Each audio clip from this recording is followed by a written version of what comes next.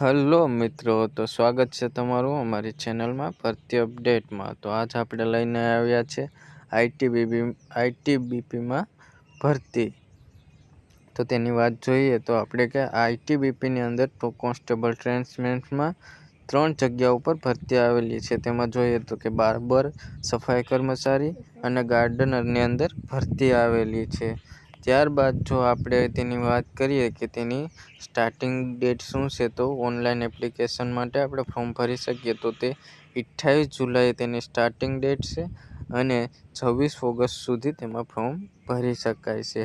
તેમાં જગ્યાઓની વાત કરીએ તો કોન્સ્ટેબલ બાર્બરની અંદર 5 જગ્યાઓ છે અને સફાઈ કર્મચારીમાં વાત કરીએ તો તેમાં કુલ 101 જગ્યાઓ છે અને ગાર્ડનરની અંદર 37 જગ્યાઓ આવેલી છે। તો તેમાં આપણે જોઈએ તો કુલ 143 જગ્યાઓ ઉપર આઈટીબીપીની અંદર ભરતી થઈ રહી છે। ત્યારબાદ જો આપણે આગળ વાત કરીએ તો તેમાં એજ લિમિટની વાત કરીએ તો કે કોન્સ્ટેબલ બાર્બર અને સફાઈ કર્મચારીની અંદર તેની એજ લિમિટ છે 18 થી 25 યર્સ અને તમારે તેમાં 10 પાસ હોવું જરૂરી છે। ત્યારબાદ જો બાર્બર હોય તો તેનું સર્ટિફિકેટ અને કોઈ સફાઈ કર્મચારી હોય તો તેની પણ સર્ટિફિકેટ તમારે જોઈએ। ત્યારબાદ ગાર્ડનરની વાત કરીએ તો તેમાં તમારે 10 પાસ અને 2 વર્ષનો એક્સપિરિયન્સ હોવો જોઈએ કોઈ પણ ઇન્ડસ્ટ્રીની અંદર। એનું ટ્રેનિંગ સર્ટિફિકેટ તમારી પાસે હોવું જરૂરી છે। ત્યારબાદ જો આગળ વાત કરીએ આપણે તો કે તેમાં એજમાં રિલેક્સેશન મળી શકે છે તો કે એસસી એસટીને 5 યર્સનું એજ રિલેક્સેશન, ઓબીસીને 3 યર્સનું, એક્સ સર્વિસમેનને 3 યર્સનું અને જો એક્સ સર્વિસમેન ઓબીસી એનસીએલથી બિલોંગ કરતા હોય તો તેને 6 યર્સનું એજ રિલેક્સેશન મળી શકે છે। ત્યારબાદ જો આપણે આગળ જોઈએ તો કે તેમાં હાઇટનું મેજરમેન્ટ જોઈએ તો કે આપણે જો ગુજરાતથી બિલોંગ કરતા હોય તો આપણે હાઇટ 170 હોવી જોઈએ અને ફિમેલ માટે હાઇટ 157 હોવી જોઈએ। તેવી જ રીતે અલગ અલગ રિજિયનમાં અલગ અલગ હાઇટ આપેલી છે, પણ આપણે ગુજરાતથી બિલોંગ કરીએ તો આપણે 170 હાઇટ હોવી જરૂરી છે। ત્યારબાદ જો આપણે આગળ જોઈએ તો કે આની ભરતી પ્રક્રિયા કઈ રીતે છે, તો તેમાં વાત કરીએ તો સૌપ્રથમ તેમાં પેટ અને પીએસટી હશે। પેટ એટલે ફિઝિકલ એફિશિયન્સી ટેસ્ટ। તેની અંદર જોઈએ તો પુરુષો માટે 1600 મીટર રનિંગ હશે અને તે 7.5 મિનિટની અંદર પૂરું કરવાનું રહેશે।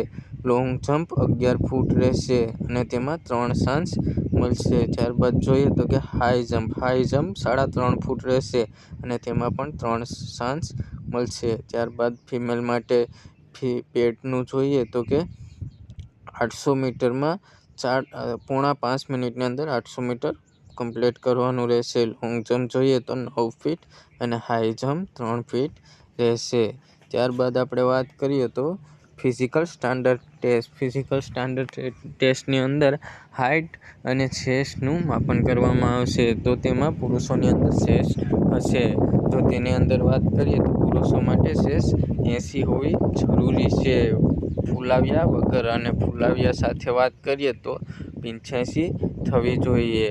ત્યારબાદ ગર્લ્સની અંદર ચેસ્ટ મેજરમેન્ટ નહીં હોય અને આગળ આપણે વાત કરીએ ત્યારબાદ હશે રિટન એક્ઝામ 50 માર્કની રહેશે। તેની અંદર જનરલ અવેરનેસ અને જનરલ નોલેજ 15 માર્ક્સનું રહેશે અને ગણિત તમારે 10 માર્કનું અને રિઝનિંગ જોઈએ તો તે 15 માર્કનું રહેશે। ત્યારબાદ તમારે 2 વિષયમાંથી કોઈ બી વિષય સિલેક્ટ કરવાનો આવશે, તેમાં ઇંગ્લિશ અને હિન્દી। તેનું માર્ક ગુણ 10 માર્ક હશે અને તે એક્ઝામની અંદર તમારે મિનિમમ જો તમે ઈડબ્લ્યુએસ અને અપર કાસ્ટથી બિલોંગ કરો છો તો તમારે 18 માર્ક જોશે ક્વોલિફાઈંગ થવા માટે અને એસસી એસટી ઓબીસીને 17 માર્ક્સ મિનિમમ ક્વોલિફાઈંગ જોશે। ત્યારબાદ આગળ વાત કરીએ તો તમારે બીજા ફેઝની અંદર 50 માર્ક હશે। તેમાં જો તમે બાર્બર તરીકે ફોર્મ ભર્યું હોય તો તેમાં તમને હેર કટિંગના વેરિયસ ટાઈપ આવડવા જોઈએ, તેના તમને 20 માર્ક મળશે। બોડી અને હેડ મસાજના 15 માર્ક મળશે અને જો તમે તેના ટૂલ્સ અને મશીનના જાણકાર હોય તો તેના તમને 15 માર્ક મળશે. એમ કુલ તમને 50 માર્કનું બાર્બર માટેનું ટેસ્ટ રહેશે. અને જો આગળ આપણે વાત કરીએ તો કે સફાઈ કર્મચારીને ટૂલ્સનું નોલેજ હોવું જોઈએ. ત્યારબાદ તેને બાથરૂમ અને ટોયલેટ સાફ કરતા આવડવું જોઈએ.